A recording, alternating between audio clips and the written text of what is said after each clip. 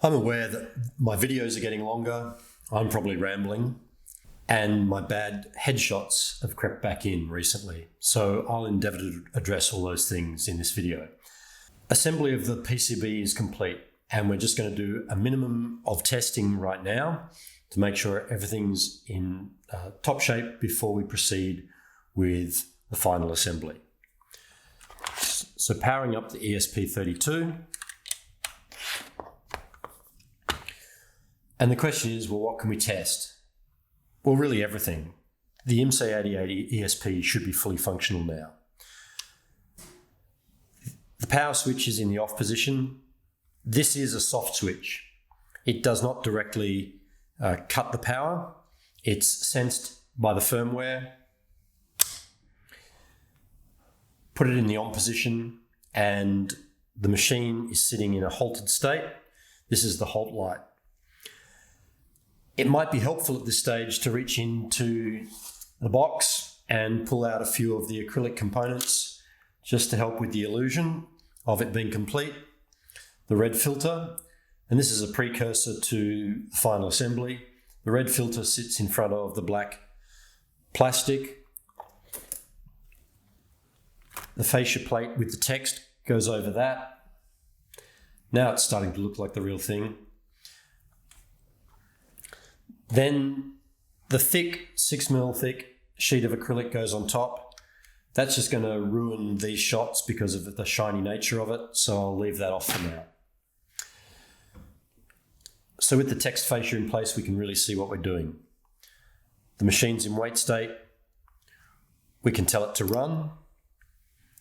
Given that the RAM is full of random values, as it would be with a real machine, we have no idea what's happening here.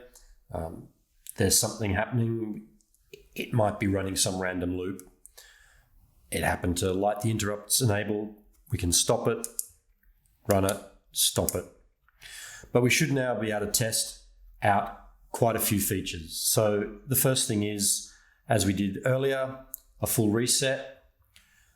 A full reset should light all the LEDs in these 5 panes. It doesn't light the control lights over here, and returns us to a known state at address 0, indicated by the address bus. We can test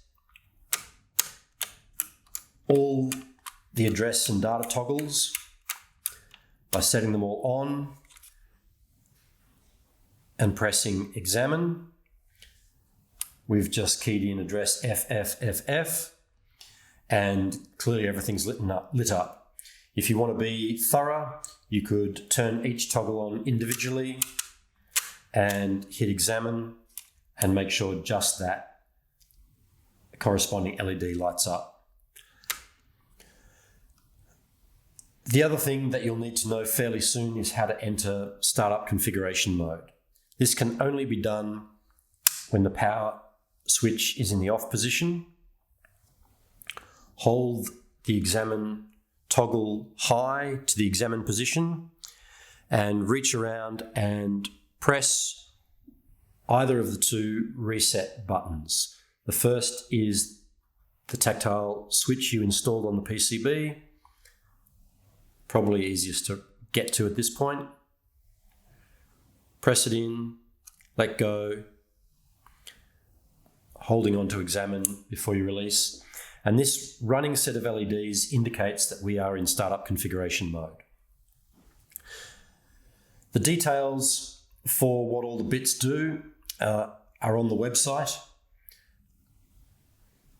It's going to be far more interesting when you have the ESP32 hooked up to a PC running a terminal emulator. You'll be able to see all the console logs.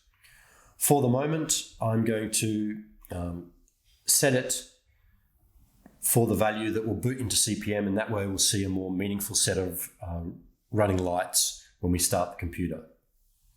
So the current startup configuration is shown on the address bus, and it's currently all 0 because we've never entered a value before.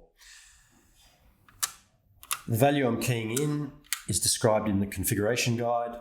We're having banked boot ROM. We're picking the ROM image for booting from floppy. I think this is putting it into 4 megahertz and Z80 mode. With the required bits set, raise the deposit switch, and that value is confirmed by being reflected on the address bus LEDs. At this point, we need to reset the machine. I'm using the tactile switch again that we installed on the PCB. Of course, the power's off, so we see nothing at first. Powering it on, we're in the wait state. Because of the banked ROM, we're also going to be starting at address 0, and that's where the banked ROM is waiting to be executed. We hit run, and now we're executing CPM 2.2. And if I had a terminal emulator connected over USB, I'd be looking at the CPM prompt right now. So that's a sufficient test to know that everything is working well. We'll call it quits here and move on to the assembly of all the acrylic parts in the next video.